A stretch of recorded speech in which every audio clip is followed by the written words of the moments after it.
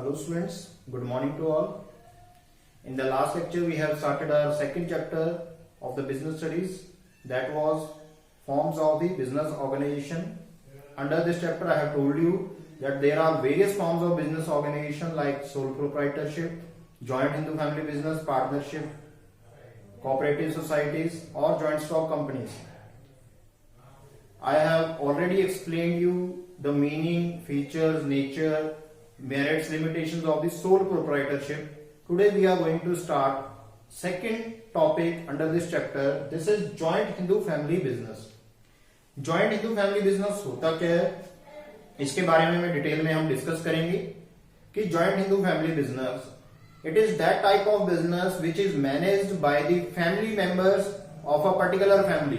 एक ही फैमिली के मेंबर्स हैं जो बिजनेस को रन कर रहे हैं, उसे बोला जाएगा जॉइंट हिंदू फैमिली बिजनेस। ये इंडिया में सबसे ज्यादा प्रिवेल करती है और oldest form of business organization है जो कि इंडिया में मिलती है। सबसे ज्यादा पुरानी फॉर्म ऑफ बिजनेस ऑर्गेनाइजेशन है जॉइंट हिंदू फैमिली बिजनेस। इसमें क्या क्या चीजें होती हैं, देखो, एक तो एक ही फैमिली के मेंबर हैं जो बिजनेस को चलाएंगे। मैं कुछ पॉइंट हाईलाइट कर रहा हूं। एक तो प्रिवेल इन इंडिया कि भारत में सबसे ज्यादा पाई जाती है, ओल्डेस्ट फॉर्म है। मेंबर्स जो होंगे इसके वो फैमिली मेंबर्स होते हैं, रन बाय फैमिली मेंबर्स। अगर इसमें हमें मेंबरशिप लेनी है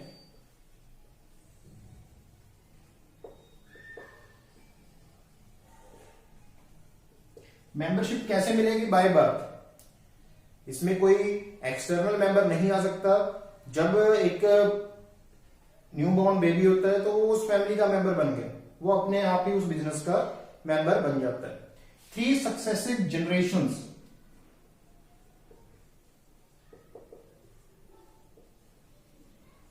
तक इसके मेंबर्स बन सकते हैं। फॉर्मेशन ये किस लॉ के द्वारा गवर्न किया जाता है? It is governed bye Hindu succession act.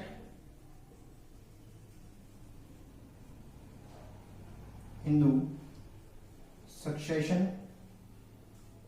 Act 1956। Bharat में हिंदू सक्सेशन एक्ट था 1956, उसके अंडर ये अपनी बिजनेस की रजिस्ट्रेशन कराते हैं, अपना बिजनेस चलाते हैं। इस बिजनेस में एक सबसे बड़ा मेंबर होगा जो फैमिली का, वो इनका हेड होता है। जैसे आपकी फैमिली में अगर कोई बिजनेस कर रहे हैं, आप फैमिली बिजनेस है और आपके सभी फैमिली के मेंबर्स जा रहे हैं उस बिजनेस पे काम कर रहे हैं, लेकिन डिसीजन कौन लेता है? जो मनी है उसको कंट्रोल करता है एक सिंगल इंडिविजुअल जो कि सबसे मेन है या बड़ा है। ऐसी ज्वाइंट हिंदू फैमिली में जो ये राइट होता है वो सबसे बड़े मेंबर को होता है, जो एल्डेस्ट मेंबर होता है, और एल्डेस्ट मेंबर को ही बिजनेस को मैनेज करना पड़ता है। उसे बोला जाता है कर्ता। इसे हम बोलेंगे कर्ता, कि जो बिजनेस की मेन देखरेख करेगा और बिजनेस को संभालेगा, सभी को ऑर्डर देगा या एग्जीक्यूट करेगा, बिजनेस को मैनेज करेगा, वो एल्डेस्ट पर्सन होगा फैमिली का। इसे बोला जाता है कर्ता। और जो भी प्रॉपर्टी है बिजनेस की, उसके सभी मेंबर्स का इक्वल शेयर होता है, अपना अपना शेयर होगा। उनको बोला जाता है, जो मेंबर्स हैं, all the members are known as co-partners. Co-partners means कि सभी का हिस्सेदार है, वो सभी बिजनेस में इक्वल राइट है उनके पास, प्रॉपर्टी पे इक्वल उनका राइट है, और जो भी बिजनेस है उसमें वो बराबर के हिस्सेदार है। ठीक है, अब इसके बारे में मैं कुछ और चीजें बताऊंगा। इन सभी को मैंने हाईलाइट किया पॉइंट को, ये मीनिंग में ही आते हैं। अगर हम इनको कलेक्ट करके एक मीनिंग बनाए कि जॉइंट हिंदू फैमिली क्या है, एक फॉर्म है बिजनेस ऑर्गेनाइजेशन की in which business is run by its family member under the direction of eldest member, that is known as Karta. जैसे हमने लास्ट वीडियो में सोल प्रोप्राइटरशिप के बारे में डिटेल में उसके फीचर्स, नेचर, मेरिट्स, लिमिटेशन किए हैं, इसकी हम डिटेल में आगे फीचर, मेरिट्स, लिमिटेशन पढ़ेंगे। लेकिन उससे पहले मैं आपको बता दूं कि इसमें स्कूल ऑफ थॉट होते थे, दो स्कूल ऑफ थॉट यूज किए जाते थे, प्रिवेल होते थे जॉइंट हिंदू फैमिली बिजनेस के अंडर, जो पुराने टाइम्स में बोले जाते थे, जो स्कूल ऑफ थॉट्स थे।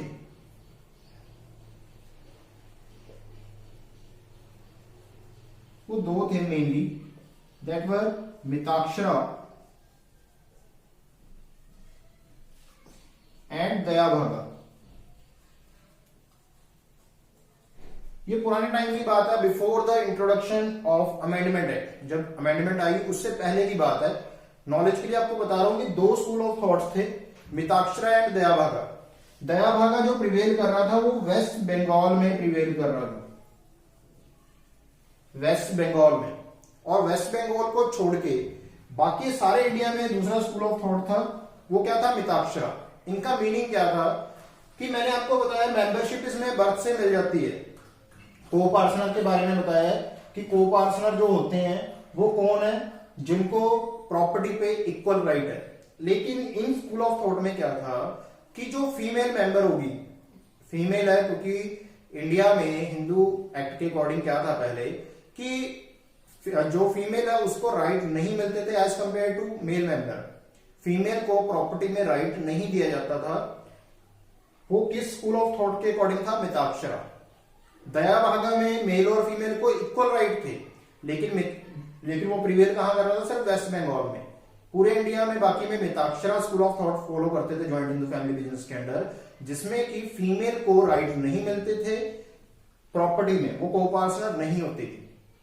लेकिन इन 2004 क्योंकि वहां पे हमारे कॉन्स्टिट्यूशन में कहा गया है कि equality, right to equality given है, उसको ये स्कूल ऑफ थॉट क्या कर रहे थे? प्रोहिबिट कर रहे थे, रुकावट डाल रहे थे उसमें, या फिर उसको वायलेट कर रहे थे। तो उसको रिमूव करने के लिए इंडियन पार्लियामेंट में एक एक्ट में अमेंडमेंट लेके आई गई, जो हिंदू सक्सेशन एक्ट था, इसमें अमेंडमेंट आई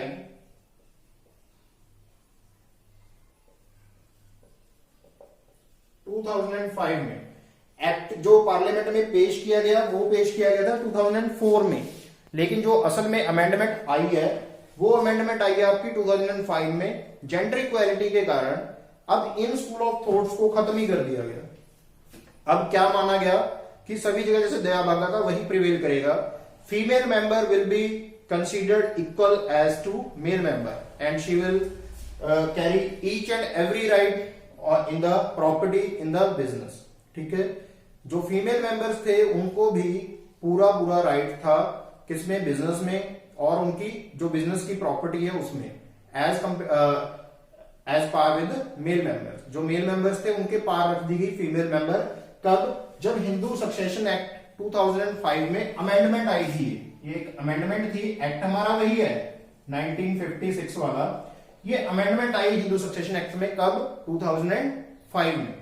ये पार्लियामेंट में जो प्रेजेंट किया गया था 2004 में, लेकिन अमेंडमेंट कब आई है? पास जब हुआ है 2005 में। उसके बाद क्या माना गया कि दोनों मेल और फीमेल मेंबर्स को, क्योंकि कॉन्स्टिट्यूशन में राइट टू इक्वालिटी दिया गया है, उसको वायलेट कर रहे थे ये जो स्कूल ऑफ थॉट्स थे, तो इनको खत्म कर दिया गया और फीमेल मेंबर को एट पार कर दिया गया विद मेल मेंबर्स। इसके बाद हम पढ़ते हैं कि फीचर्स क्या थी।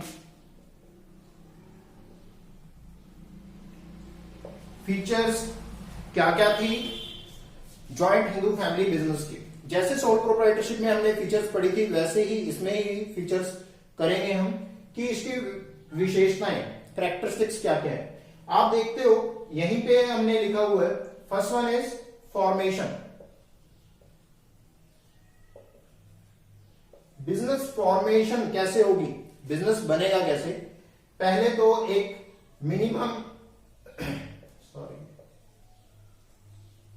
मिनिमम 2 मेंबर्स चाहिए, कम से कम 2 मेंबर हों एक फैमिली के। ठीक है, और उनके पास कुछ ना कुछ क्या रहे? Ancestral property. उनके पास अपने पूर्वजों की कुछ ना कुछ क्या रहे? प्रॉपर्टी रहे। And that will be governed bye Hindu succession act 1956। ये कंडीशंस हैं। अगर कोई बिजनेस या कोई भी पर्सन है ज्वाइंट हिंदू फैमिली बिजनेस के लिए फॉर्म के लिए जाना चाहता है तो उसके लिए ये कंडीशंस रहेंगी कि आपको ये कंडीशन फुलफिल करनी पड़ेगी अगर आप इस बिजनेस में आना चाह रहे हैं। इसके बाद फॉर्मेशन के बाद हम बात करते हैं कंटिन्यूटी, या इस बिजनेस में कंटिन्यूटी है या नहीं। जैसे सोल प्रोप्राइटरशिप में था कि बिजनेस किसके साथ था, ओनर के साथ। अगर ओनर की डेथ हो गई तो बिजनेस भी हमारा खत्म हो गया, लेकिन ऐसा कुछ नहीं है इस केस में। अगर बिजनेस में मेन मेंबर होता है कर्ता, अगर कर्ता की डेथ हो जाती है तो उसके बाद जो सीनियर मोस्ट एल्डेस्ट मेंबर है वो नया कर्ता बन जाता है और बिजनेस क्या रहता है, चलता रहता है। तो इस बिजनेस में कंटिन्यूटी होती है। सोल प्रोप्राइटरशिप में कंटिन्यूटी नहीं थी, but in the case of joint Hindu family business there is continuity, क्योंकि अगर कर्ता की डेथ भी हो जाती है तो उससे जो बाद वाला नेक्स्ट नियरेस्ट एल्डेस्ट मेंबर होगा वो कर्ता बन जाएगा नया और बिजनेस क्या है, चलता रहेगा। थर्ड वन हम बात करते हैं लायबिलिटी। लायबिलिटी कैसे होती है इसमें, ये इंपॉर्टेंट पॉइंट है, इसके रिगार्डिंग केस स्टडीज आ जाती हैं। लायबिलिटी कि इसमें जो कर्ता है उसकी लायबिलिटी क्या रहेगी, अनलिमिटेड। जो मेन मेंबर है उसकी लायबिलिटी क्या है, अनलिमिटेड है। इट मींस अनलिमिटेड लायबिलिटी का मीनिंग मैंने कल वाली वीडियो में क्लियर किया था कि अगर फर्म में लॉसेस हो जाते हैं, जैसे ज्वाइंट हिंदू फैमिली बिजनेसेस में लॉस हो गए, तो कर्ता की पर्सनल एसेट्स भी सेल आउट हो सकती हैं टू रीपे द लॉसेस। लेकिन जो अदर मेंबर्स हैं उनकी लायबिलिटी क्या रहती है, यहां पे लिमिटेड रहती है। उनकी जो लायबिलिटी रहेगी वो अनलिमिटेड नहीं रहती as compare to sole proprietorship. यहां पे ये बेनिफिट हो जाता है कि यहां पे कर्ता की लायबिलिटी तो अनलिमिटेड है, लेकिन जो बाकी मेंबर्स हैं उनकी लायबिलिटी यहां पे क्या रहती है, लिमिटेड रहती। बात करते हैं इसकी नेक्स्ट फीचर की। जो नेक्स्ट फीचर है इसमें वो है कंट्रोल, कि बिजनेस को कंट्रोल कौन करता है। रन किया जाता है सभी फैमिली मेंबर्स के द्वारा मिलके, लेकिन मेन जो कंट्रोल करता है, सभी पावर्स किसके पास हैं, इसके पास, karta. The business is wholly and solely controlled by karta. ये भी एक इसकी फीचर है। लास्ट फीचर की बात करते हैं इसमें, माइनर मेंबर। माइनर होता है जिसकी एज, कोई भी ऐसा चाइल्ड जिसने अभी तक 18 इयर्स की एज अटेन नहीं किया है, 18 ईयर से बिलो है, माइनर। तो इसमें माइनर मेंबर हो सकते हैं, क्योंकि मैंने बताया मेंबरशिप कैसे मिलेगी, बाय बर्थ। जब बर्थ हो गया बच्चे का तभी वो मेंबर बन गया। तो इट इज ऑब्वियस कि माइनर भी इसमें क्या रहेंगे, मेंबर हो सकते हैं। जो माइनर कोई भी चाइल्ड है वो मेंबर हो सकता है इस बिजनेस का। फीचर्स में एक बार दोबारा से रिपीट कर देता हूं।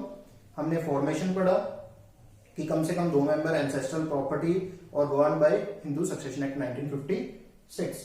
कंटिन्यूटी इस बिजनेस में चलती रहती है, क्योंकि अगर कर्ता की डेथ भी होगी तो नेक्स्ट कर्ता बन जाएगा। लायबिलिटी क्या रहेगी, कर्ता की अनलिमिटेड, बाकी सभी मेंबर्स की लिमिटेड। और कंट्रोल क्या रहेगा, in the hands of karta. And minor member can also be act as a partner, sorry member. अब हम फीचर्स के बाद मूव करते हैं इसकी मेरिट्स और डीमेरिट्स की तरफ, कि joint Hindu family business forms को चूज करने का क्या मेरिट्स हैं, क्या इसकी डीमेरिट्स हैं। पहले बात करते हैं मेरिट्स की। सबसे बड़ी मेरिट ये होती है कि इसमें कंट्रोल है जो इफेक्टिव रहता है, इफेक्टिव कंट्रोल। रीजन बीइंग कि वैसे तो कंट्रोल करता है कर्ता ही, डिसीजन लेगा करता, लेकिन उसके फैमिली मेंबर्स होते हैं, तो अगर चाहे एडवाइस दे सकता है अपने फैमिली मेंबर से और उनकी एडवाइस से अपने डिसीजन को वो इंप्लीमेंट कर सकता है, जो कि इफेक्टिव रहता है। और कंट्रोल मेन किसके हैंड्स में है, कर्ता के हाथ में है। तो कर्ता अपने हिसाब से, क्योंकि वो सबसे एल्डेस्ट है, देखिए सबसे ज्यादा एक्सपीरियंस है उसको, तो अपने हिसाब से वो कंट्रोल करता है और वो कंट्रोल क्या रहता है, इफेक्टिव रहता है। सेकंड है इसकी लिमिटेड लायबिलिटी।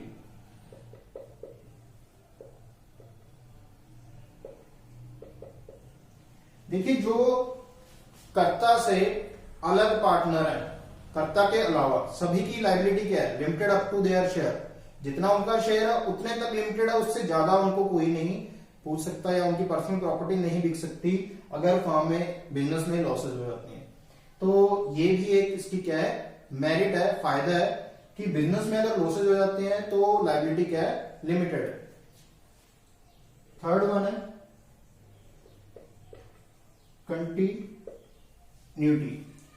बिजनेस क्या रहता है, कंटिन्यू रहता है, चाहे किसी की भी डेथ हो जाए। अगर कर्ता की भी डेथ हो जाती है तो भी उससे नेक्स्ट जो मेल मेंबर है एल्डेस्ट, वो क्या बन जाएगा, कर्ता बन जाएगा। ठीक है, तो बिजनेस क्या है, चलता रहेगा और इसमें बिजनेस को कोई रुकावट नहीं आती। और फीचर देखिए, मेरिट्स क्या लिख सकते हो, मेरिट्स जैसे हमने सोल प्रोप्राइटरशिप में पढ़ा कि क्विक डिसीजन मेकिंग रहती है, सीक्रेसी रहती है, सीक्रेसी भी लिख सकते हो आप मेरिट्स में, या फिर और मेरिट लिख सकते हो कोई, उनमें आपस में इंक्रीज कोऑपरेशन एंड लॉयल्टी, ये भी बढ़ती है। देखिए, जब एक फैमिली के बिजनेस में बिजनेस कर रहे हैं तो उनमें आपस में म्यूचुअल कोऑपरेशन बढ़ता है। ठीक है, हेल्प करते हैं वो एक दूसरे की, और लॉयल्टी वो क्योंकि सभी कर्ता की अकॉर्डिंग चलते हैं, कर्ता के जो भी ऑर्डर्स होंगे उनको फॉलो करेंगे, तो उससे लॉयल्टी बढ़ती है। और बेनिफिट आप मेरिट्स अगर पूछ लें तो आप लिख सकते हो कि क्विक डिसीजन मेकिंग रहती है, कॉन्फिडेंशियलिटी ऑफ इंफॉर्मेशन, क्योंकि एक ही फैमिली के मेंबर्स हैं, बिजनेस ग्रोथ होती है। अब आपको मैंने कल भी बताया था कि हर आइटम के, हर चीज के प्रॉस होते हैं अगर, तो कॉन्स भी होते हैं। हर सिक्के के दो पहलू हैं, अगर उसके फायदे हैं तो नुकसान भी होंगे। नुकसान, डिमेरिट्स, लिमिटेशंस, कमियां क्या है इसकी। जॉइंट हिंदू फैमिली बिजनेस में भी कुछ कमियां रहती हैं, जैसे मेन कमी इसमें क्या रहेगी, लिमिटेड रिसोर्सेज।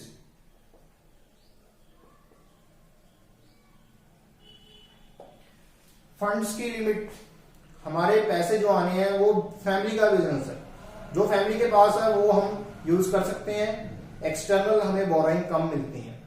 तो ये एक लिमिटेशन है, लिमिटेड रिसोर्सेज, कि पैसा या रिसोर्सेज है, जो प्रॉपर्टी है वो एंसेस्ट्रल रहेगी, हमारी पूर्वजों की प्रॉपर्टी है, उसी पे हमारा हक है। तो ये एक क्या है, लिमिटेशन। सेकेंड वन इज, इसके अलावा और कौन कौन सी लिमिटेशंस है। एक मेन लिमिटेशन ये भी है इसमें कि लायबिलिटी किसकी, कर्ता की अनलिमिटेड होती है।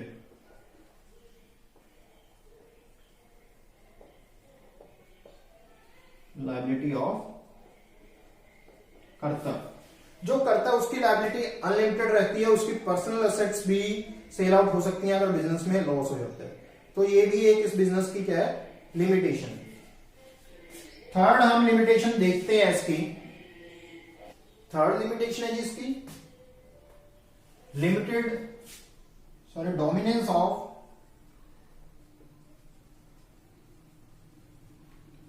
कर्ता। कई बार इस पॉइंट का नाम चेंज करके बोल देते हैं, कॉन्फ्लिक्ट के चांस रहते हैं। फैमिली मेंबर्स में देखिए, सारे डिसीजन किसके हाथ में है, कर्ता के हाथ में, सारे फंड्स उसके हाथ में है, सभी डिसीजन उसने लेने हैं, बिजनेस का मेन हेड कर्ता है, तो उसकी डोमिनेंस ज्यादा रह जाती है। कई बार इस बात से फैमिली मेंबर्स नाराज हो सकते हैं या उनमें कॉन्फ्लिक्ट्स आ सकते हैं, ये भी एक लिमिटेशन है इस काइंड के बिजनेस की। और हम लिख सकते हैं कि जैसे सोल प्रोप्राइटरशिप में था, इसमें भी मैनेजरियल स्किल क्या है, वो लिमिटेड है।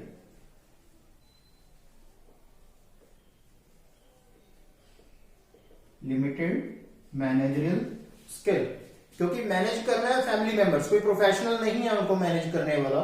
तो यहाँ पे ये भी एक दिक्कत फेस करनी पड़ती है सोल प्रोप्राइटरशिप वाले बिजनेस को, कि यहाँ पे जो मैनेजरियल स्किल है वो भी कम रहती है।